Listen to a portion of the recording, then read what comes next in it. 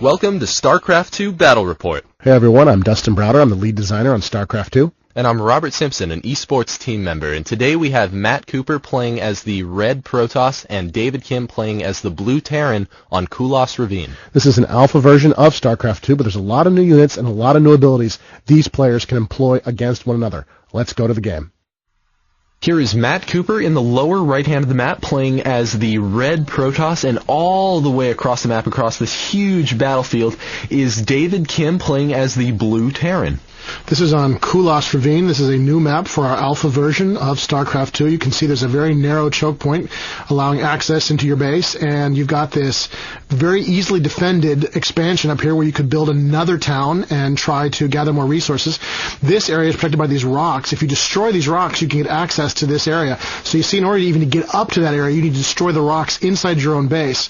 We've also got all the way across the map here a regular expansion for each player. This will allow each player to build additional resources if they want to, but this one's much more exposed. It's easier to get to, but it's easier to get to for the enemy as well.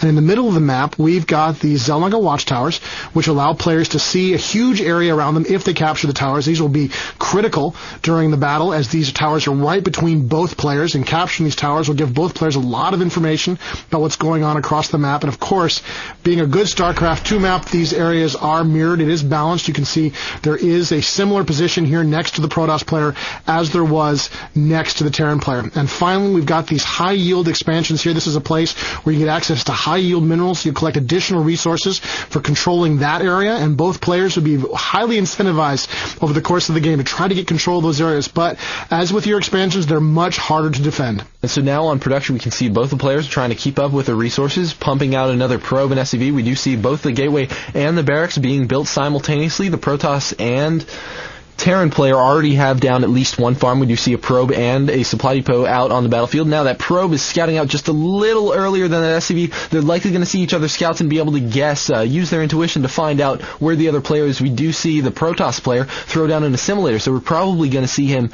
going for a cybernetics core and likely warp gates. Yeah, absolutely. It's a very standard approach for the Protoss these days in the alpha version of StarCraft 2. And you can see the Terran player has, of course, spotted the probe. He sees what's going on and he's moving away. Both players are trying to find out where the other player is located. This is very important in StarCraft 2, as it was in the original StarCraft. The more information you have, the better off you're going to be over the course of a battle. And back in Matt Cooper's base, we do see that assimilator is absolutely finished, and he's already mining from it with a total of 3 probes. So he's trying to get the most that he can out of that assimilator. Now we see that gateway hasn't started producing anything yet. He was saving up his minerals so that he can throw down that cybernetics core. He's relying on the size of the map here to protect himself. He's not building any ground troops because he knows it's a long distance from his base to the enemy base. So he's going to rely on that and hope the enemy doesn't get here anytime soon, allowing him to tech up a little bit more quickly. And the probe is able to make it over into the Terran base. We do have that Marine laying down a ton of pressure on him, and he's going to pull back that probe. Is it going to be able to regenerate its shields? I'm not sure if it's going to survive. Is the Marine going to be able to catch him? Oh, and it's looking like the Protoss player is moving him around. He's able to get just enough shields back to take another couple of attacks from that Marine, and he's able to outrun him and make his way into the Terran base. This is a big deal. What a great move by the Protoss player. He's inside. He's going to get to see what he needs to see right now. He wants to know what's going on inside this Terran base, and he's going to get his way. He's very cleverly maneuvered around. He's playing keep away from that Marine, regenerating his shields. Shields generate much more quickly in StarCraft 2 than they did the original StarCraft, and you can see that probe. Oh, its shields are almost down. It's only got a few hit points left. It is running away from that Marine. It's a little bit faster, and it looks like, unbelievably, that probe is going to successfully dodge that Marine, scouted that entire Terran base, and get away all at the same time. Now, the Terran player, on the other hand, was able to safely get his SCV into the Protoss player's base and scout around as much as he can, and now he's pulling out before too many units get out there. We do see that the Terran player is going for Marauders, which is pretty bad news for the Protoss player at this point, because he did just build the Stalker. Yeah, absolutely. So the Stalker is a great... Oh, and it looks like that probe almost got caught again by the SCV, but it does manage to get away, and here comes the Stalker. Now, the Stalker is a very dangerous Protoss grounding. It can shoot ground and air, and of course it has an ability to blink, which allows it to teleport anywhere it wishes to go within a short distance. Now, the absolute perfect counter for this unit is the Terran Marauder. It's a heavy ground infantry unit that fires concussion missiles, does a lot of damage to armored units like the Stalker, and it's the perfect choice to deal with this mobile Protoss threat. Is that SCV going to go? Yes, the final shot. We've got a Marauder engaging that Stalker. Both the units volleying at each other at the exact same time. We see lots of damage getting laid down. Who's going to win? Is it going to be the Marauder or the Stalker? Oh, and the Marauder is just able to get off that last shot right before the Stalker was able to kill him. Small gain for the Terrans, but still a gain nonetheless, as he takes down that stalker that was threatening his base. And we see the Terran player here is actually planning on expanding.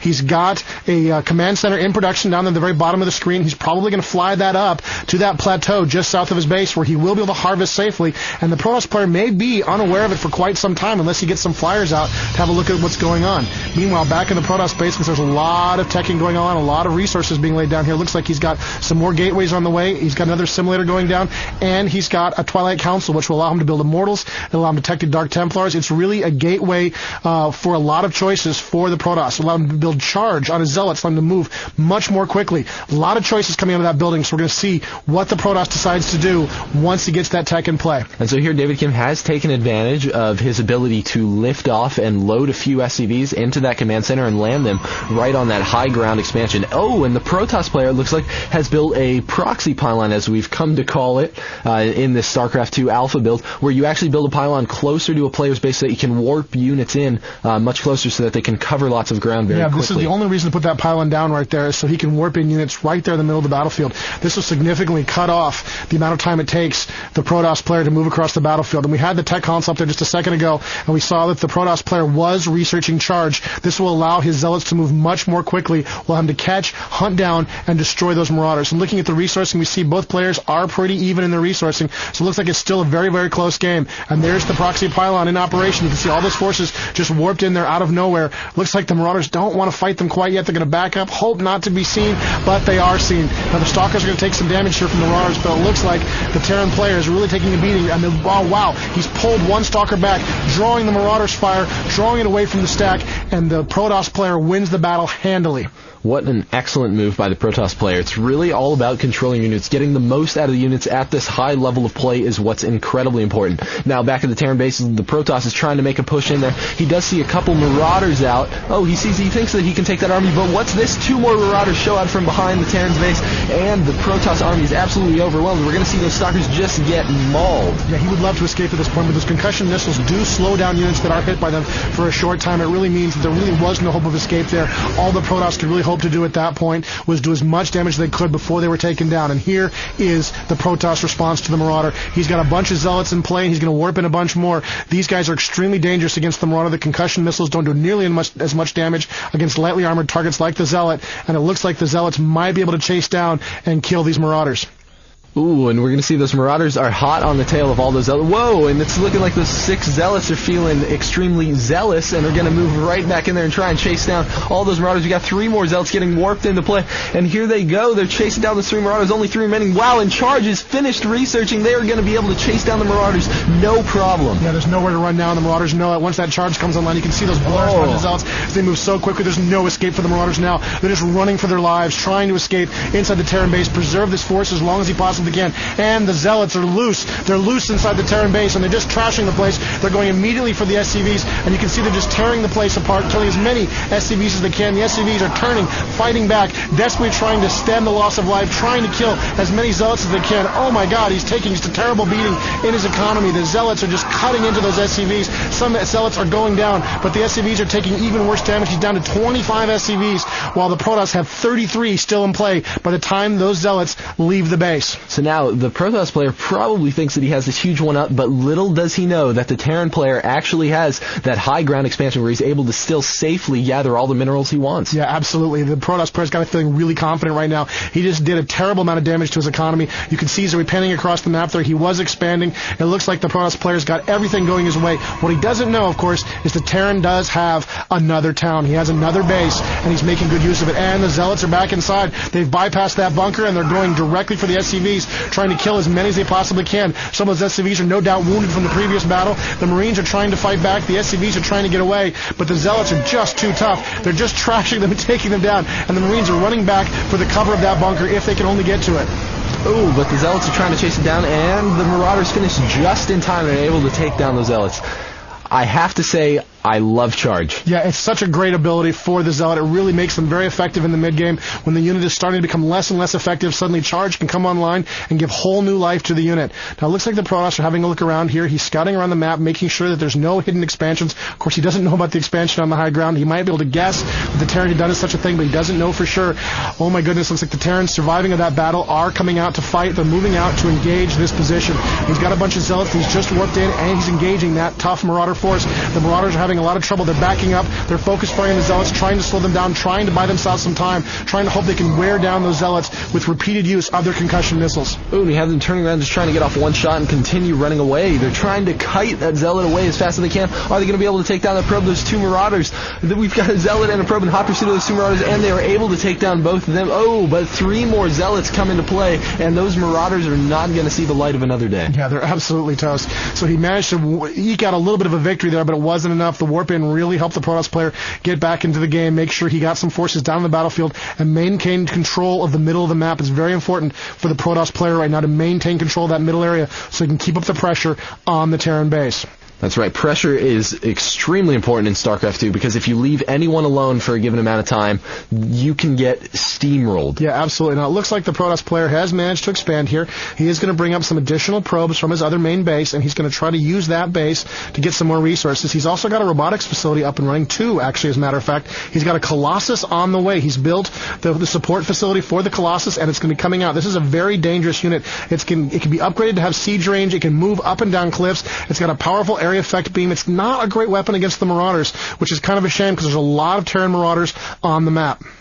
If we did see a higher number of Colossus working together in unison, we could absolutely see those Marauders get threatened huge. But, I mean, he's not really planning on killing the army. Right now, all that this Protoss player wants to use those Colossus for, likely, is to take out that expansion now that he's found it with his Observer. He's just seen it with that Observer. This is a flying cloaked unit for the Protoss that allows him to fly around and see what's going on, detect units, and you can see that he's got it up there, up that cliff. He's seen what's going on. He sees the expansion, and now he knows that what he thought was a winning game is not going the way he was hoping it would, and so now he's got to move to engage that expansion, and he's bringing over some Zealots, no doubt he'll bring over his Colossus and some additional forces, and try to break through those rocks. Of course, the Terran player has control of that watchtower, so he can see what's going on. The Terran player is fully aware of what's happening. He sees those rocks under attack.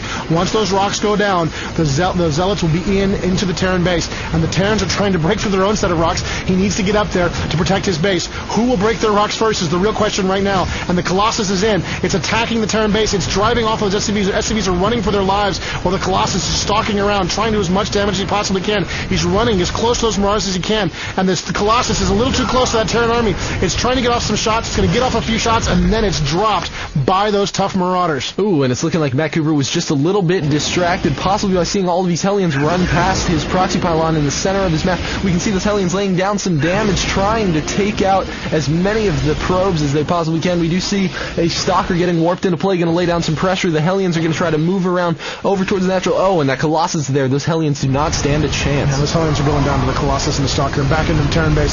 The Zealots are in among the SCVs once again, doing as much damage as they can to the Terran economy, just tearing away. But that's a lot of Marauders. That's a lot of Stalkers in the way, and the SCVs are fighting back as well. You can see one of the Stalkers is brought down by combined SCV and Marauder fire, and the few Protoss survivors from that failed assault will limp away to safety. The Observer remaining overhead to watch what goes on inside the Terran base. So fortunately enough for the Protoss player, he does still have that proxy pylon up there, but unbeknownst to him, on the production menu, we can see that the Terran player is researching Cloak, which is going to be devastating versus anything on the Protoss force because he doesn't have cannons placed around his bases. Absolutely, and so the Terrans are researching Cloak for their Banshees. The Banshee is a very deadly air-to-ground gunship. They can do a lot of damage to the Colossus, a lot of damage to a lot of other units. He really needs more observers in the air if he's going to spot those cloaked Banshees, and it looks like the Terrans are feeling like they can make a push here. He's bringing in his Hellions, he's bringing his Marauders, his Marines. This is a small but deadly Protoss force, but he is backing up, trying to buy time for his units. It looks like some of his Zealots have gotten stuck behind the battle lines there. Oh, the Colossus goes down to mass Marauder fire, and the Terran force is doing terrible damage, just trashing that Protoss position, tearing up his Stalkers, tearing up his Zealots, and there we go. Only 2 Stalkers left. Both go down simultaneously to some great micro by the Terran player. It looks like that proxy pylon, which has been so great for the Protoss player throughout the game, is finally going to go down. That's right. And over here we do see a couple Stalkers. They're looking to pressure that the Terran high ground expansion because they know that your enemy getting free minerals is never a good thing. Yeah, absolutely. So he's going to move in here and see what he can do, but there is a Banshee in play. The Stalkers are pretty strong against the Banshee, but the Banshee gets a couple of free shots in before the Stalkers move in, and you can see it's just not going that well for him. He really needs to micro that Stalker away, but he fails. The Banshee does survive, will no doubt be repaired. Meanwhile, out on the rest of the map, it looks like there's another small battle going on. The Colossus have come up. They've destroyed, along with their Zealot buddies, they've destroyed what remained of that Terran strike force, and the Terrans in the middle of the board are once again on the run. You can see the Zealots using their charge to hunt down and kill those Marauders. Now, on the unit overlay, it's clear that this is not all that remains of the Terran army. There is a large force being created and amassing up in the Terran base. We can see that little blob of blue just moving across the map, and here they come. They're going to be chasing down those Zealots. The Zealots stand no chance against a number of Hellions that large. Yeah, those Hellions have a very powerful flamethrower that can really do a lot of damage to light targets like those Zealots. You can see the Terran army is massing up there for a push. This is a pretty decent-sized force for the Protoss, but you can see what's going on with the Protoss, why their force is so small. They've been spending a lot of their resources on expanding over here to this high-yield area, building another base so you can collect some additional resources. This is very, very important for the Protoss player to stay in the game, to keep building additional resources, to keep his economy going. And here come the Banshees on the loose, flying around the map, looking to cause some trouble, and it looks like there's a single SCV from the Terrans scouting around, trying to make sure that the Protoss player is not expanding. That's right. We have certainly seen David Kim's Banshees wreak havoc on Matt's expansions before, and here we go again. We're going to see these Banshees just getting controlled, trying to take out probes one by one. I mean, one attack from each of these Banshees on any of those probes, and they go down very quickly. We do see a Stalker brought into play, going to try to pressure those Banshees, but the Banshees are, of course, going to move away because they don't want to get killed. Yeah, absolutely. He wants to keep harassing them. He doesn't even take a lot of damage on them because he wants to keep the pressure up in there. He knows there'll be more Stalkers warping in where those came from, and here comes the Scout. This is incredibly important for the Terran player. He's going to spot this expansion now. There were a couple of cannons being built, but they're not up fast enough, and the SCV gets right inside. He's going to get a good look at that base, and here comes the Terran player. He wants to push now. He's moving in, trying to engage those Colossus, and it looks like he's managed to do a lot of damage to those units. Oh my god, one of the Colossus is taking just a beating from those Banshees. The Hellions are backing up under that withering fire, but still the Banshees are doing their damage. Oh, one of the Colossus goes down to the cloaked Banshees, and the last remaining Colossus is going to limp away, try to find some cover under the guns of his friendly Stalkers there, and looks like the cloak is still in play. There's no observer nearby, and here comes the observer. The observer's moved in. Now the Banshees can be seen, and one is destroyed. Ooh, what a good attack by the Terran player. Oh no, and now that the Terran player is able to see this Protoss expansion, he's going to be moving over there with this large amount of Marauders. That is 12 Marauders, and an additional 4 Hellions are just absolutely going to be able to tear those cannons apart. There was a unit trying to be warped in, but he focused it during the 5 seconds that it was getting warped in and killed them before it was able to hatch. Yeah, absolutely. It looks like the Stalker's going to come in and try to bail the situation. I mean, that's way too many Marauders for that Stalker. He hasn't got a lot of hope of dealing with the situation. Still no real practical way to deal with that many Banshees. He has dropped a number of them, but it looks like he has lost all of the Stalkers, and now the Colossus is trying to get to a position where it can fire at the Marauders, but it's just taking a pounding from those Banshees, and this base is going down. There goes the Nexus. That's just too many Marauders doing tons and tons of damage, especially to buildings, just tearing up the place while the Protoss desperately scramble to stay in this game.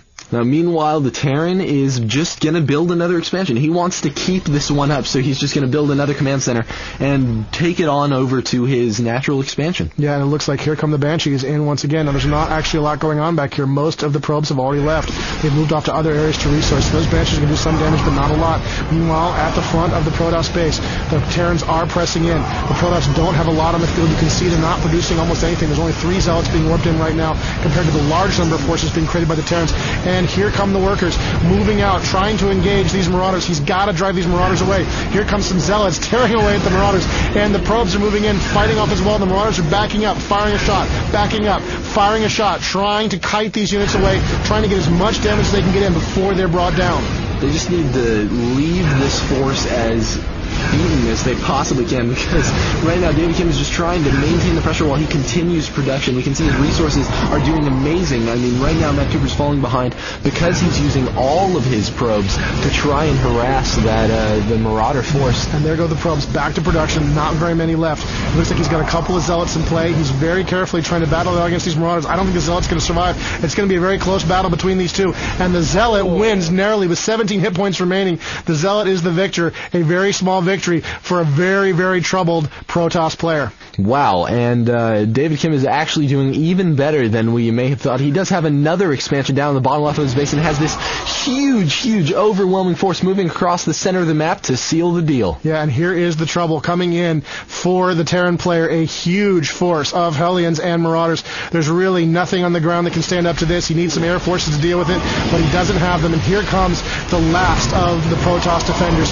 desperately trying to stem the loss of life. He rushes the workers in, but those Hellions with a perfect counter, they tear through those workers and cut them all to pieces. This has really got to be the end of the game for the Protoss player. He's in a lot of trouble here. He's lost, and there's the GG. Matt Cooper conceding the game.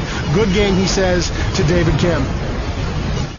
So we just saw David Kim get in there with those Marauders and those Banshees and ultimately push Matt Cooper into a corner he just couldn't get out of. Yeah, it was really tough on Matt. He really had some options to get out of that situation. He could have gone to the air. He could have gone with Phoenix. He could have gone with Warp Rays, but he just couldn't manage it in time, and he ultimately was overrun. You can see StarCraft 2 is such a challenging game for play. These players did a really great job at showing us what a very competitive match can look like. Yeah, what a great game. Thanks for joining us in this StarCraft 2 Battle Report.